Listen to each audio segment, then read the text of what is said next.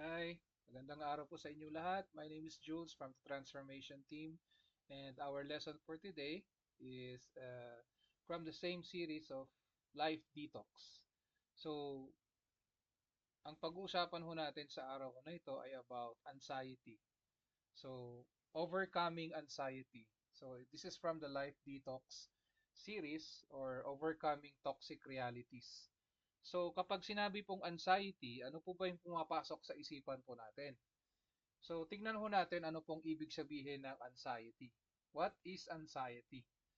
Anxiety is a feeling of worry, fear, or unease about something that may happen in the future. It is a natural human response to stress or uncertainty designed to alert us to potential danger. Everyone experiences anxiety at some point. It's normal to feel nervous before an exam, a presentation kapag tayo po ay magsasalita sa harapan ng maraming tao, or a major life decision. So dumarating po anxiety sa lahat ng tao. Hindi lang po iilan ang nakakaranas ng anxiety. Sa pagpasok nga po ng katulad ng pagpasok ng New Year, di ba? So another year, natutuwa ho tayo na abot ho natin ang panibagong taon. Pero behind that, iniisip ho natin, ano kaya ang magiging buhay ko for this new year? Tama po ba?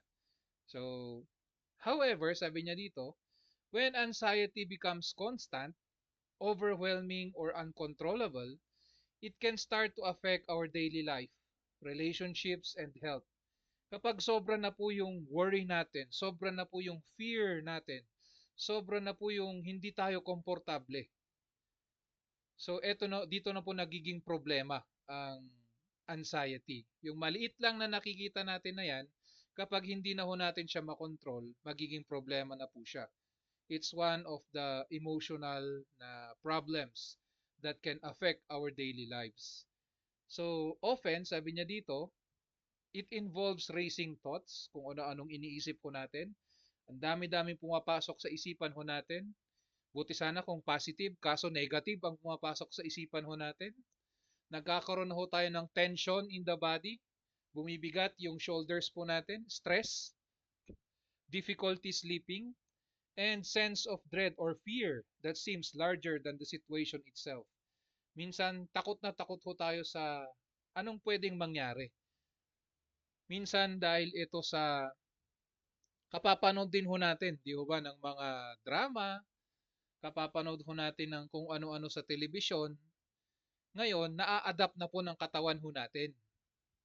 Minsan, ah, ang ginagawa ho natin ay we overdo it. Nasosobra na ho natin, which is causing a negative impact to our physical bodies. Ano po yung mga signs of anxiety na sinasabi niya ho dito? So, racing heartbeat, ang bilis ng tibok ng puso. Shortness of breath, kinakapos na ho tayo ng hinga. Trouble sleeping, hindi tayo makatulog. Minsan nakadilat tayo, umaga na. Excessive worry or fear about daily situations. Feeling overwhelmed or out of control. Difficulty concentrating, hindi na ho tayo makafocus sa ginagawa po natin. Muscle tensions, headaches, stomach discomfort, or fatigue. Ito po yung mga signs ng anxiety. So ngayon na nalaman na po natin kung ano pong ibig sabihin ng anxiety, puntahan po natin kung ano pong sinasabi ng series ho natin about anxiety. Sabi niya ho dito, the world we are facing today is full of struggle. A struggle between the heart and the mind that often leads to negative effects in our body, both spiritually and physically. Nag-aaway ho lagi ang mind at saka yung heart ho natin. So nagkakaroon siya ng discomfort, nagkakaroon po siya ng uh, may namamagitan. So this struggle is not just for the economically challenged, hindi lang ho ito pang mayaman, kundi para sa lahat ng mga tao. It can affect all kinds, all walks of life. Okay? So anxiety is a common experience that affects many people at different points in life. It often comes as persistent worry, stress, or fear about the future or situations beyond our control. While a certain amount of anxiety can motivate us to prepare and take action, excessive anxiety can interfere in our daily life. So yung konting amount lang ng anxiety, sabi niyo dito, it can be helpful because it can motivate us to prepare. Di ba? May anxiety tayo. Bakit? Kung estudyante ho tayo, meron tayong exams next week. So nagkakaroon tayo ng fear, nagkakaroon tayo ng worry. Pero kapag tayo ay nag-review, makikita ho natin na yung anxiety natin, yung fear or worry ho natin for the exams, ay kayang-kaya naman ho natin because we have prepared, di ba? Pero kapag sobra-sobra ng epekto ng anxiety na ito, ng worry or fear na ito, doon ho ang nagkakaroon ng problema. So, overcoming anxiety is not about ignoring or suppressing these feelings, but about understanding them, addressing the root causes, and developing healthy ways to respond. It involves learning how to manage thoughts, regulate emotions, and take practical steps to regain a sense of control and peace in life. Our emotions are barometers. Yung emotions ho natin ay isang ruler, kumbaga. It reflects the health of our spiritual lives. Spiritual and emotional maturity goes hand in hand. Parehas po siya.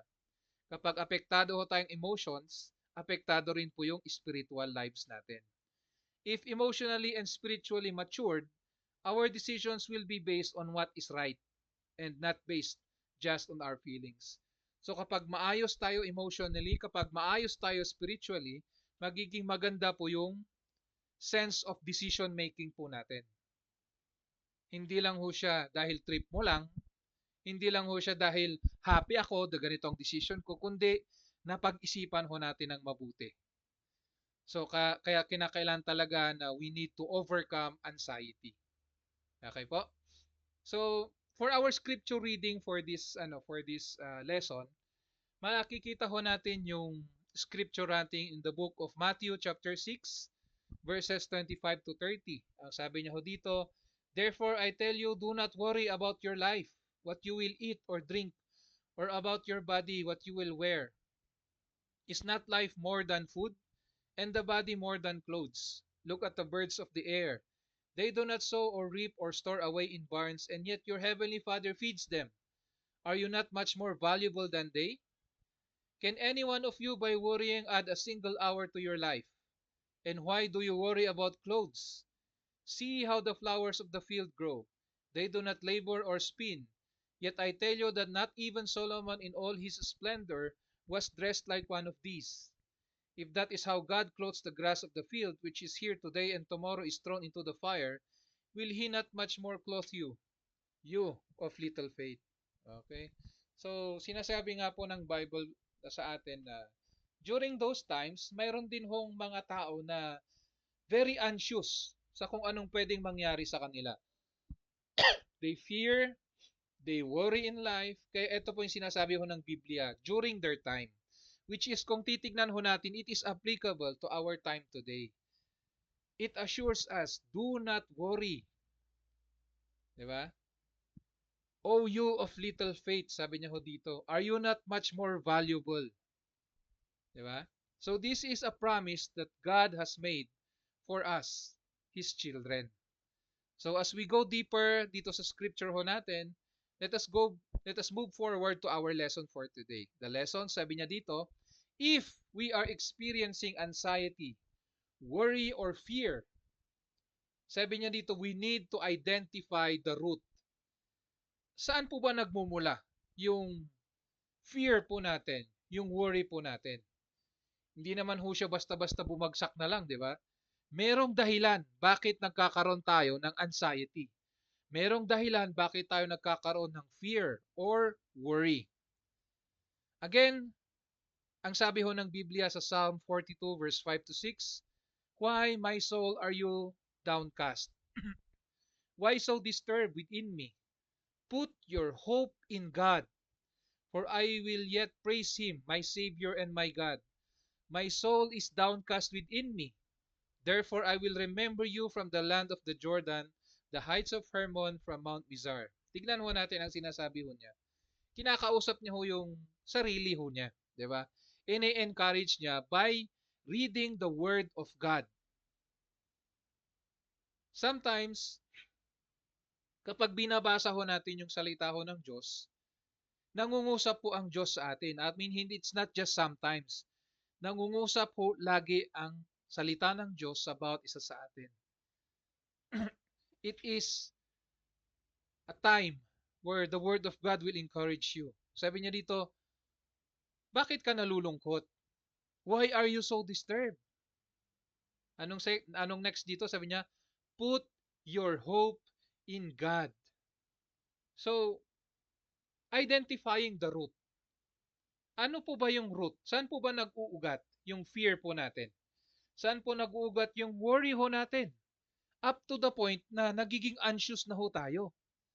Nagiging sobra-sobra na po yung pag-iisip ho natin. We need to identify the root para ito po yung kinaano nating masolusyonan. Katulad po yan ng isang doktor na kapag ikaw ay nagpa-check up, hinahanap po ng doktor ang main cause ng sakit ho natin. At yun ang gagamutin. Di ba? So yun po yung hinahanap nila. Kaya may stethoscope, may kung ano-anong test silang pinapagawa para mahanap nila kung saan nagmumula yung sakit ng katawan. Okay po? So anxiety is often more than just the surface worry we feel. It usually points to deeper issues beneath the surface. So meron pong pinaghuhugutan ho yan. Meron pong pinakaugat kung saan nagmumula ang anxiety. To effectively overcome anxiety, it is essential to identify its root cause. This could be fear of failure, takot ho tayong magkamali. Meron hong past unresolved experiences, may mga itinatago ho tayo na experiences na ayaw ho nating mahalungkat. Kaya takot na takot po tayo and we are so worried na madiskubre. Lack of trust or feeling out of control in life. Simply addressing the symptoms like racing thoughts, tension, or restlessness without understanding the underlying cause often provides only temporary relief. So kinakailangan yung ugat kung saan nagmumula, yun ang kinakailangan ko nating solusyonan. Identifying the root of anxiety allows us to address the source rather than just the effects. It gives clarity on why we feel the way we do, help us take meaningful steps toward resolution, and opens the door to long-term peace and emotional well-being. By understanding the deeper triggers, we can respond wisely instead of reacting impulsively and begin the journey toward true freedom from persistent worry. Kayo po, mga madams and sirs, to our viewers and listeners, what is causing you to fear or feel anxious? Sabi niya ho dito, number 1, fear. Ano po ba yung mga fear na ito? Fear of financial instability. Nakalagay ho dito, Bilsa and Judith virus. Ano po ba yung Bilsa and Judith virus? Gusto niyo po bang malaman kung ano ho yun? Hindi ho ito virus na katulad noong pandemic ha. Ito po yung araw-araw na virus na nakakaharap ho natin. Ano po yung mga ito? Bilsa. Bill sa kuryente, bill sa tubig, bill sa bahay, bill sa credit card, bill sa tuition fee, at kung ano-ano pa. O, di ba? Ano yung due date naman? Due date, due date. Di ba? Bill sa, and then yung due date niya. So, ito po yung mga fear of financial instability. Wala ho tayong pambayad. Due date na. Di ba? Another kind of fear is fear of the future. What will happen to me this new year? Ano kaya ang magiging buhay ko this new year? Fear of failure at work or at school. Makakapasa kaya ako dito sa interview ko? Makakapasa kaya ako dito sa exams ko? Di ba? Saan kaya ako kukuha ng pang-tuition fee? Sa susunod na semester. Yun yung mga fear. At marami pa hong iba. Another example is lack of trust in God's plan. When life does not go according to your plan, minsan kasi ang gusto nating mangyari, kung ano yung plinano natin, dapat ganun din. Kasi kung medyo naiba ng konti ang istorya ng plano mo, ay hindi mo na alam. Di ba? Lack of trust in God's plan. And then isa pa hang cause ng fear or anxious is unresolved burdens or unhealed hearts in the past. Meron ho tayong kinikimkim na sama ng loob kaya hindi ho tayo makamove forward. Meron po tayong hurt, meron po tayong unforgiving hearts tungkol sa what happened in the past. You cannot forgive yourself because of what happened. You cannot forgive a certain person or meron kang unresolved cases na kinakailangang masolusyonan para matanggal na yung fear mo sa katawan. Di ba? So marami pa hong iba. Pero ito po yung mga top answers, kumbaga, sa causes of fear. We need to identify the root. Saan nagmumula yung ugat?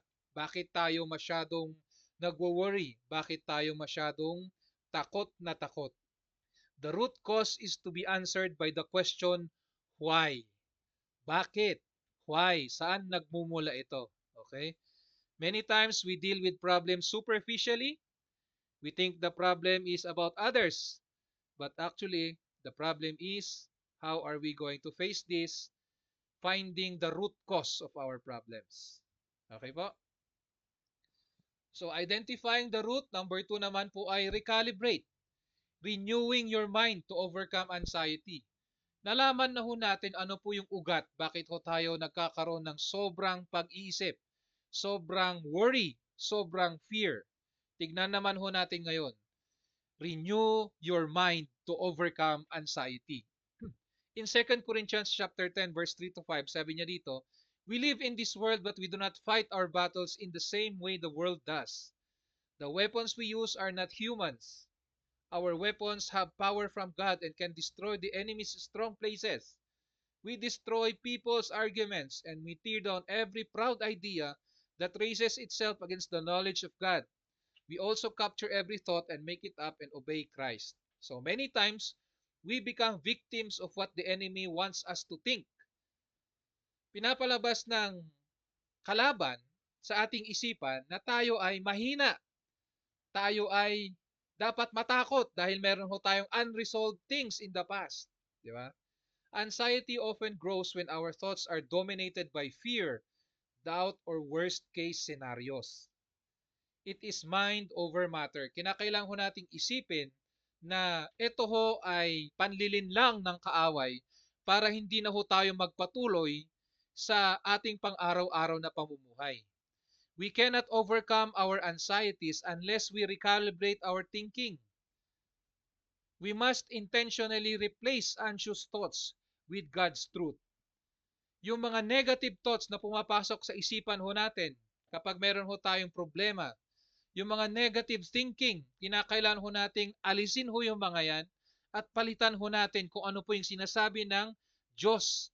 Ano po ba yung mga pangako ng Diyos sa atin? This involves meditating on the scriptures, believing in the scripture by speaking God's promises over your life, and choosing to focus on what is eternal rather than temporary. So, paano ho natin makiklaim ang mga promises ni Lord? Paano ho natin malalaman ang mga encouragement na pinagdaanan ng mga kapwa nating mananampalataya kung hindi ho tayo nagbabasa ng Bible? Di ho ba? Kung hindi ho tayo nakikinig ng mga preachings, kung hindi ho tayo nakikinig ng mga Christian songs o yung mga sermons, di ho ba? How are we going to know? Kasi po ang sinasabi ho ng Biblia, do not conform to the pattern of this world, but be transformed by the renewing of your mind. Ibahin ho natin yung pag-isip ho natin. Kung puro negative, gawin nating positive. Ano po ba ang ibig kong sabihin? Read the scriptures. Tumawag po tayo sa Diyos. We read the Bible, we pray. Dahil lamang sa pamamagitan ho ng mga dalawang ito na ginagawa ho natin, mapapalitan ho yung negative thinking natin ng something positive, something encouraging, something na magpupush sa atin para mag-move forward. We should not allow ourselves to be influenced by the values of this world. Ang values ng mundo, kapag may problema ka, andun, uminom ka, magpakalango ka sa mga bisyo, Yun ang sinasabi nga po ng world. Pero tayo bilang mananampalataya, anong sinasabi ho ng salita ng Diyos? Yung po, mga madams and sirs, ang kinakailan ho natin gawin para i-renew natin yung pag-iisip ho natin. Huwag tayong gumaya sa kung anong ginagawa ng mundo, kundi ang gawin ho natin ay kung ano po yung dapat na sinasabi ho ng Biblia. Renew our mind. How? Paano natin gagawin? By reading the scriptures and talking to God. Renewing the mind also means being aware of what we feed it. Through the news we consume, conversations we join, or media that we watch. Malaki ho ang impluensya ng media, social media. Tsaka yung mga napapanood ho natin sa TV, kung ano po yung mga tinitignan ho natin araw-araw, ito po yung malaking impluensya. Kung gusto ho natin maging positive thinking ho tayo, dapat pakainin ho natin ng something positive ang pag-iisip ho natin. Constant exposure to negativity magnifies worry. While filling your mind with God's Word, gratitude and encouraging reflections creates a protective shield against anxiety.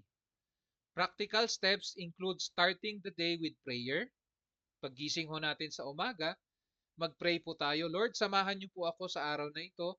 Bantayan niyo po ang bawat miyembro ng aking pamilya. Di ba? Mga ganun po. Journalizing your worries while rewriting them with God's promises. Magbasa ho tayo. May mga devotional po tayong pwedeng basahin. Basahin ho natin as we start the day. And pause whenever anxious thoughts arise to remind yourself of His sovereignty. Pag may mga negative thoughts na pumapasok sa ating isipan, isipin din ho natin kung ano po yung mga promise ni Lord para sa atin. Di ba? Promise not to harm you.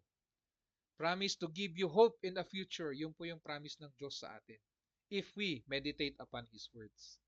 So in essence, recalibrating your mind is about training your thoughts to align with God's perspective instead of the fear-driven narrative of the world. Anxiety loses its power when you intentionally choose faith. Piliin ho natin ang Diyos.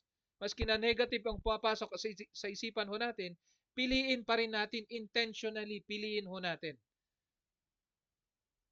ang positive way of thinking by thinking about God and His promises. Gratitude, trust over fear, and speculation. Peace is cultivated not by circumstances changing, but by the mind being transformed to see God's faithfulness and control in every situation. Sabi nga po ni Charles Swindoll dito, life is 10% of what happens to you and 90% how you react to it. Diba? So, exercise, sabi niya dito, for daily recalibration of our mind. Pause and identify the worry. Bakit ako nag-worry? Saan ako nag-worry? Then number 2, surrender to God in prayer. Isuko ho natin sa Diyos. Ipanalangin ho natin ho yan. And then, basahin ho natin ang Biblia to replace fear with the Word of God na binabasa po natin. Okay po?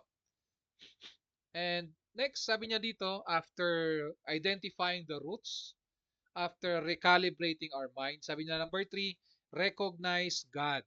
Okay. Overcoming anxiety begins by recognizing God's active presence and authority in every situation. So, God is with us. Wag ho sana nating kalilimutan ho yan. Siguro pumapasok ang negative thoughts na hindi, pinabayaan ka na ng Diyos, kawawa ka naman. Wag ho nating i-entertain yung mga yan. Dahil lahat ho yan ay kasinungalingan. God is with us, sabi niya dito. In Philippians chapter 4 verses 6 to 7, it reminds us, do not be anxious about anything, but in every situation by prayer and petition with thanksgiving, and present your request to God by prayer. So we need to pray and give thanks to the Lord kasi siya ho ay nandyan para sa atin. Ano po yung pangako ho niya? I will never leave you nor forsake you. So, sa Philippians chapter 4 verses 6 to 7, this verse shifts our focus from our worries to God Himself. When we recognize God as sovereign, loving, and near, we stop carrying burdens alone and begin to place them into His capable hands. Anxiety often grows when we feel in control of everything. Peace grows when we remember that God is. Di ba? We cannot control everything that happens to us. We can prepare, we can take note, pero we cannot control. Di ba? Pag iniisip ho natin na kaya nating control yung mga yan, ay dyan na ho tayo nagkakaroon ng problema. But, kapag isinusuko ho natin lahat yan sa Diyos, nagkakaroon ho tayo ng peace of mind. Hindi ho natin problema ang kontrolin ang bawat sitwasyon na nangyayari sa buhay po natin. Yan ay para ho sa Diyos. Tayo po ay para sumunod sa Diyos. Okay po ba? Recognizing God also means trusting His response, even when circumstances do not immediately change. Tayo kasi minsan kapag nag-pray tayo, gusto natin agad-agad. Pag dilat natin nag-pray tayo, pag dilat natin ang mata natin, gusto natin may sagot na. Hindi ho ganun sumagot ho ang Diyos. Okay? So meron ho mga pagkakataon na if we like na meron hong immediate response dun sa prayer po natin, ay dun ho tayo nagkakaroon ng problema na naman. Di ho ba? The passage promises that the peace of God, which transcends all understanding, will guard your hearts and your minds in Christ Jesus. This peace is not dependent on outcomes, but on God's presence. You have a situation, meron kang problema, you pray to God. Di ba? After praying it to the Lord, by God's grace and mercy, nararamdaman ho natin yung peace of God. Di ba? Nagkakaroon ho tayo ng relief. Bakit? Dahil ipinaubayo ho natin sa Diyos yung sitwasyon. Bahala na si Lord no gumawa doon sa situation na kinakaharap po natin. When we acknowledge God through prayer and thanksgiving, our hearts are guarded, protected from overwhelming fear, racing thoughts, and emotional exhaustion. So nagkakaroon po ng relief ang katawan ho natin when we recognize God in our lives, when we recognize God in our situation. In our daily lives, recognizing God is a conscious practice. Pausing to pray instead of panic, giving thanks instead of dwelling on fear, surrendering concerns instead of rehearsing worst-case scenarios. Surrender to God, ano man po yung haharap ko natin na sitwasyon, mga sirs and madams. Because as we consistently turn our attention to God, anxiety loses its grip. Nawawalan na po ng control ang anxiety sa buhay po natin dahil kasama natin ang Diyos. Okay po? And His peace takes its place. Recognizing God does not remove all problems, but it transforms how we face them. We became calm, anchored to God, and secure under the protection of the Lord. Diba? As we learn to identify the root of our anxiety, recalibrate our minds, and go deeper to our trials, we can only conclude that the final and ultimate solution is none other than God. Amen. To recognize God is simply to do our best with what is within our control, and what is outside of our control, we surrender that to God. To recognize God is to accept our limitations, that we cannot control everything. To recognize God is to surrender everything to the Lord and to trust Him. Na siya na po ang bahala sa sitwasyon po natin. Because He knows what is best for us. Let us entrust to God all that makes us feel anxious. Ano po ba yung mga nagko-cause for us to become fearful and nagwo-worry? Our finances, siguro yung relationships ng family ho natin, our future, our past, our work, our studies, our health, our business, di ba? We need to believe that God will do something supernatural to make it better. But we need to do our part. Ano po yun? Pray, give thanks, and rest in His hands. Rest in His hands meaning ipaubayo ho natin sa Diyos yung sitwasyon. Magpasalamat tayo dahil meron ho tayong Diyos na nagpo-protect sa atin. We lift up our problems. We give thanks because God is there for us to answer the problems that we have. And rest doon sa pangako ng Diyos na hindi niya tayo pababayaan. Okay po? So, recognize God. So, in all of this, itong tatlong pinag-usapan ho natin na ito, overcoming anxiety, we are reminded that true freedom begins with intentional awareness and faith-filled action. By identifying the root of our anxiety, we bring hidden fears, unmet needs, and misplaced trust into the light. This step allows us to respond with understanding rather than denial, acknowledging that anxiety is often a signal pointing us back to God. Okay? Through recalibrating our minds, we learn to realign our thoughts with God's truth instead of being led by fear. Renewing the mind means replacing anxious patterns with God's promises. I-replace po natin yung mga negative thoughts na yan with God's promises. Choosing faith over worry and allowing Scripture to reshape how we interpret our circumstances. This ongoing process trains our hearts to respond with hope and trust, even in uncertain situations. And finally, by recognizing God, we surrender control and rest in His presence. Prayer, thanksgiving, and trust open the door for God's peace to guard our hearts and minds. Together, these lessons teach us that overcoming anxiety is not about eliminating all problems, but about deepening our dependence on God. It is all about deepening our dependence on God, mga sirs and madams. As we walk daily in awareness, renewal, and surrender, we experience a peace that sustains us, one that surpasses understanding and anchors us firmly in Christ. Okay po, so identifying the root, recalibrating our minds, and recognizing God in every situation of our lives, hindi lang dahil anxious tayo, hindi lang dahil fearful o tayo o nag-worry ho tayo, pero in every situation of our lives. Okay po. Thank you so much once again for listening and watching us. We hope na meron ho tayong natutunan and praise the Lord for this chance and moment for us to share His words. God bless po.